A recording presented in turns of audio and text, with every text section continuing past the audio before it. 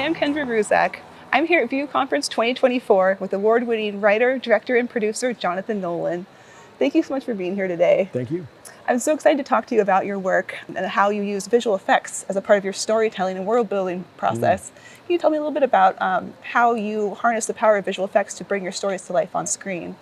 Yeah, I've been very lucky to work with Jay Worth, my longtime collaborator, and he has helped me, he's helped educate me over the years, 15 years now, about what he can do and what he can't. I think I started with an appreciation that I earned growing up with my brother, a filmmaker, for practical filmmaking and the sort of general ethos that you want to start with as much reality in front of the camera as possible, and then using visual effects to help just push you over the line, over the finish line in terms of creating that reaction for the audience. So we've always sort of come from that, and then with every project we've gotten a little bit more ambitious in terms of just how far we can kind of swing for the fences.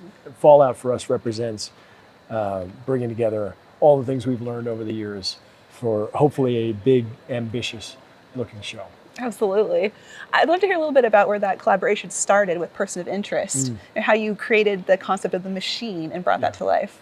Yeah, we knew from the beginning we were interested in the idea of surveillance capitalism. The idea of having sort of I would consider the machine kind of a protagonist, definitely a character in the story that you can't see. And so if you can't see something, the solution for us was, well, can you see as something? Can you be inside the kind of mind of the machine?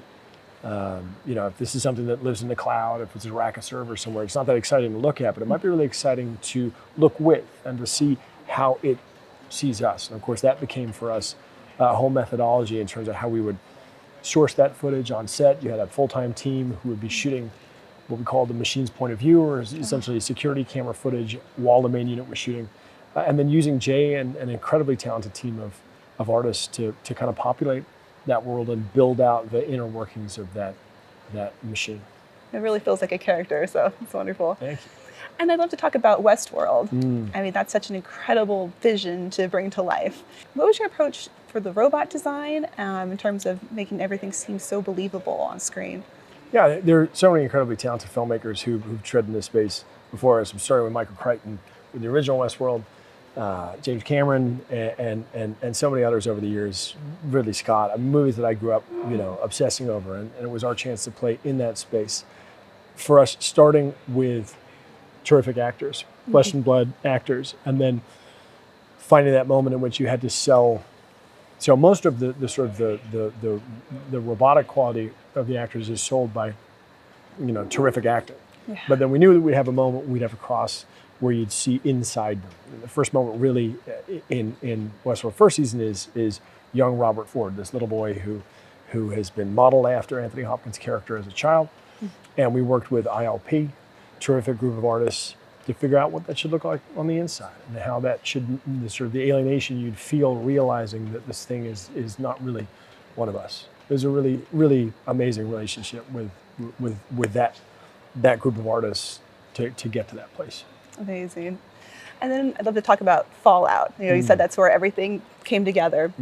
I love all the creature effects that you have on that show. If you could tell me a little bit about that process. Yeah, we got more ambitious with creature effects in that show than we ever had done in any of the other shows. We'd done robots in Westworld, and we'd done large scale, action set pieces and sequences, but we hadn't really done things that were icky, slimy, gross.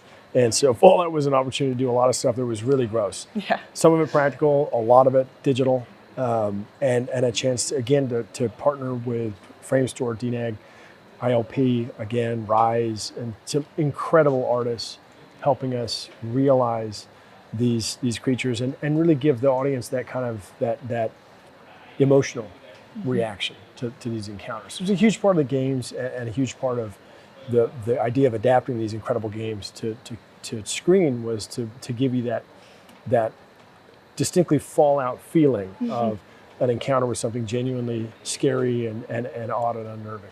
That's amazing to see on screen. Thank you. Do you have any advice for anyone interested in pursuing a career as a director? Oh God, as a director.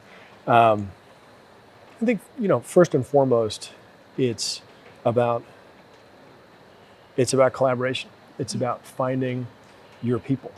These days the tools have gotten more and more powerful to the point where as a one-man band or a one-person, you can do a lot.